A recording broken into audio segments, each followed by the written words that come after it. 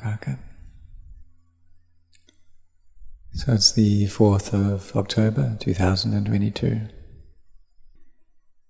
So the perfectly self-awakened Buddha, he had this sharp wisdom that allowed him to gain complete victory over the defilements.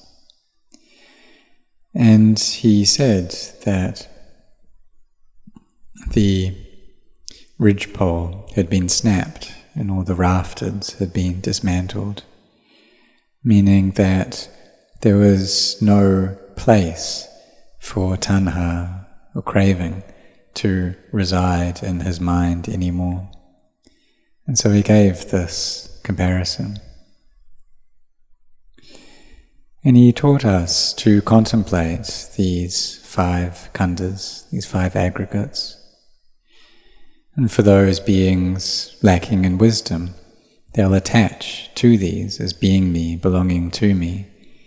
And when they do this, then they're carrying something that's heavy. And so these 5 khandas, they're heavy things to carry around.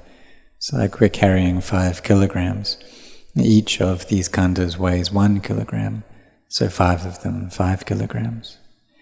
And every place that we go to, we're weighed down with these 5 kilograms, and so we never feel at ease.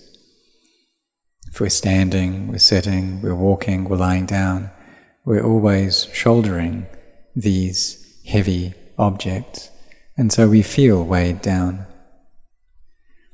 And being weighed down is suffering in this world.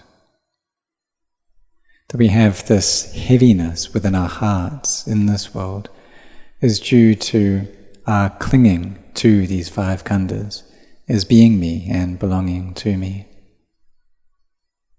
And so that's why the Buddha taught that carrying these around causes us to feel burdened, weighed down. And the Arahants, the fully awakened beings, they have laid aside all of these heavy things. They've put them down. The first level of awakening or nobility, that of stream entry, those beings have put 1/4 of these heavy things down. The Sakadagamis, they've put down 2 quarters or 1/2. The Anagamis have put down 3/4, and the Arahants have put all of this down. And so they don't have any suffering. They've permanently destroyed these defilements. In the beginning, we start out meditating and developing our mindfulness, and so that it works alongside our minds. It's always there with the mind.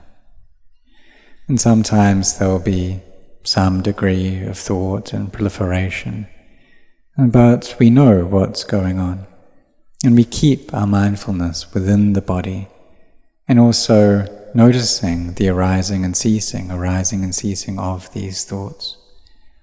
We consistently persist at this, carry on practicing like this in a smooth and even way, making it continuous, and so that samadhi becomes more and more firm. So maybe this will be a degree of khanika samadhi, this little bit of peace. And we may feel rapture coming up, that the body may sway, or the hairs may stand up on the body. We may feel like the body is growing or expanding, and there's this inner contentment and fullness of our hearts. And then, as our samadhi grows, then when we sit, maybe it feels like our hands have disappeared, and then maybe half the body disappears, and then the whole thing. It feels like we don't have a body anymore. And then we see the heaviness of attaching to this body. Because when we let go of it, then it feels like there isn't a body that's there, that I don't have a body, and there's no me within the body. And so we're able to let go of some of this heaviness. But at this point, it's a letting go due to samadhi. There's still attachment there, there's still a sense of self that's there. But that samadhi is suppressing it. And so then we need to use this samadhi to contemplate so that wisdom arises.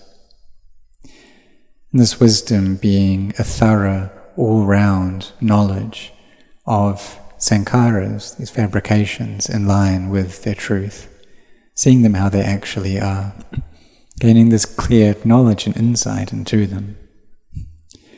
And so maybe this knowing will arise that this is not me. And that's all it takes to see the Dhamma, if our parami, our spiritual accumulations, have reached that level. And so if that happens, if that's the case, then it doesn't require a lot to happen. Just like Venerable Sivali, that when he was getting his head shaven to ordain, and then initially he reached the level of Sotapanna as his hair was falling to the ground. And then by the end of having his head shaven, he reached the level of Arahant. But he had created a lot, he had done a lot before already. So he could see into anicca, this change and impermanence, he could see into not-self. So the things of this body that comprise this body, usually we consider them to be me. And this is where we differ from Venerable Sivali. So the teeth in the body, we think that those are me. Even when they're taken out, we say that that's my tooth.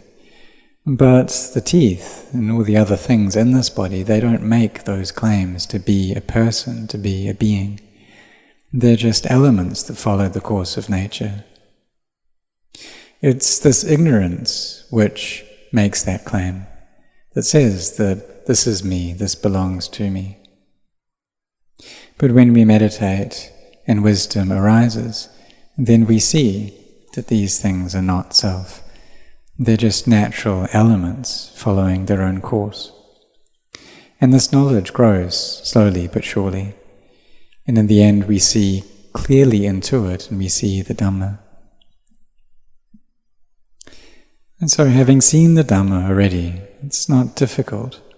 Samadhi grows and grows, we contemplate into this body, each part of it, seeing all of it as just being elements, as being empty. And it's much easier to do than it was before. We see how the currents of the elements kind of flow through the body in a subtle way. Like there's this current of heat or of the fire element, the flow of the water element, and how these flow around the body. We can see this in a very refined way, seeing into emptiness. So when we practice and we know the path, then we won't have any doubts.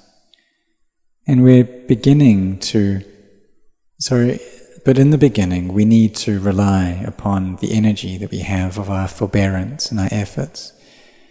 We need to really set ourselves on this path, and that's really important. Being set, having this effort, having chanda, this desire, and an affinity or a liking for this practice. Seeing the harms and the drawbacks in samsara, seeing the danger of clinging, and how that produces heaviness within our hearts, and how we're constantly suffering. So when that's the case, whether we're standing, walking, sitting, lying down, it's possible for us to be suffering, no matter what posture we're taking, due to the incorrect views that we hold. But when we've trained ourselves already, and we see the danger in this clinging, then we can set our hearts firmly on walking this path of sila, samadhi and panya, of virtue, collectedness and wisdom, until we see clearly how all of these things are not me and they're not mine. And this is really incredible at this point, as something that we haven't seen before. We've never known this at all. So if we see things as a self, then that means we're deluded by the self. And that's how Venerable Ajahn Chah taught it, that we're deluded in the self, that we don't see reality. But when we've contemplated well already, and then a knowing arises, we see into these qualities of anicca, dukkha, anatta, of change and suffering and not self, in line with their actuality. That we see the truth of the self. We see the Dhamma, we see the Buddha. We don't have any doubts. Our faith becomes more firm, it becomes unshakable, this accara satta. And so we practice like this. In the beginning, however, everything is hard. But when our mindfulness becomes firm with the mind, then our understanding grows and grows. Samadhi becomes well established, and the doubts that we have are very few, because we know the methods of the practice already.